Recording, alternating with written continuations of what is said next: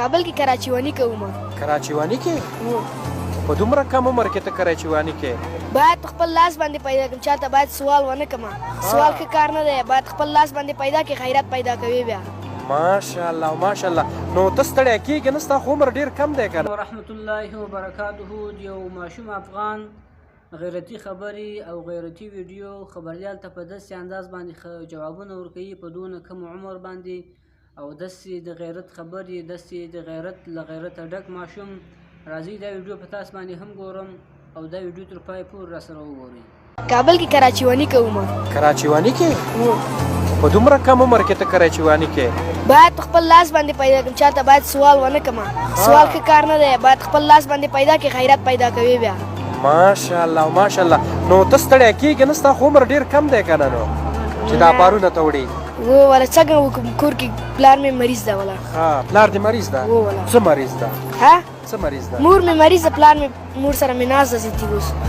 اوس خپل لاس باندې پیدا کوم، بار وړم، چاته نه وایم چې راته پیسې راکړه، نه وایم ورته. ماشاءالله. کار مې وکړ، ومې که ومې نه که کور کې مې راته شي نه وایي. ماشاءالله. د الله نه غواړم، بل چا نه غواړم. ماشاءالله ماشاءالله. څه یو ښایسته او څه یو د قوت خبرې که زمری لاله. او تا خپل ځان ته کتلي چې ستا عمر به څومره د ما عمر به 11 کلن یم. 11 کلن. او ته خو په دې عمر کې باید تا درسونه ویلی وې، تعلیم درسونه وایم، 4م صنف کې یم. 4م صنف کې مکتب هم وایې نو؟ ماشاءالله ماشاءالله. څو بجې ته کار ته راوځې؟ زه سبایي یا 3 وځم یا 3:30 یا 4 وځم. تر څو بجو پورې بیا کار کوې؟ تر 5:30 پورې اذان ته کور ته ځان رسوم. دا پلار درته وایي چې باندې کار وکړه؟ پلار درته وایي چې کار نه، خپل مې کار کوم. وایم څه وکړم، بیرون ته لاړ شم څه وکړم او څه کې همدلته مې ساعت مې تېر ده که څوک بار یوړه کې یا بار یوړه همدلته به ناست یو. څه به وکړو، په خپل لاس باندې پیدا کوم، بل چاته سوال نه کوم چې ما ته پیسې. بل چاته سوال نه کوې؟ نه والا. که ډېر مجبور شي؟ که ډېر مجبور شم ځم کور ته. کور ته ځې؟ سوال نه کوې بیخي؟ بیخي چې څه وکړم، سوال باندې پیسې م حرام به وي، زه به په هغو باندې چې واخلم، هغو نه په خپل لاس باندې پیدا کړي پیسې، حق هر چې وخوره پرې، کور ته یوسئ او بل چې پرې واخلي څوک کور کې.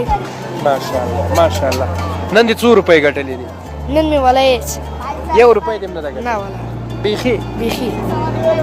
دغه دی چې جیبونه مې دا دی د جیبونه مې.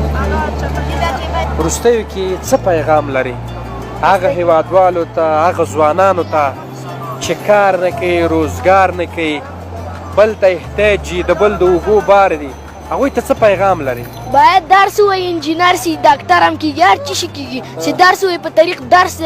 اوس بېسوادان هم هلته انجینر نیسي، کلی نیسي. درس ووایي هر چېرته نیسي. درس دې زده وي هر چېرته، قرآن کریم دې زده وي هر چېرته نه نیسي. درس دې زده نه وي هېڅ چېرته نه نیسي. باید تشناب پاکې. خبرې تاسو واورېدې، یقیني دې خبرو خو زه حیران کم. او دونه کم عمر، دونه له غیرته ډک ماشوم. افغانان هم نو یقیني غیرتي خلک دي، او افغان خاوره چې ده هغه د غیرت خاوره ده، هغه له غیرته ډکه ده. چېرته سوال زه نه ده چې یو چا ته سوال وکړي، له یو چا څخه یو څه پیسې وغواړي، چې هر څه کوي په خپل لاس باندې کوي، هر څه په خپل لاس باندې ګټي.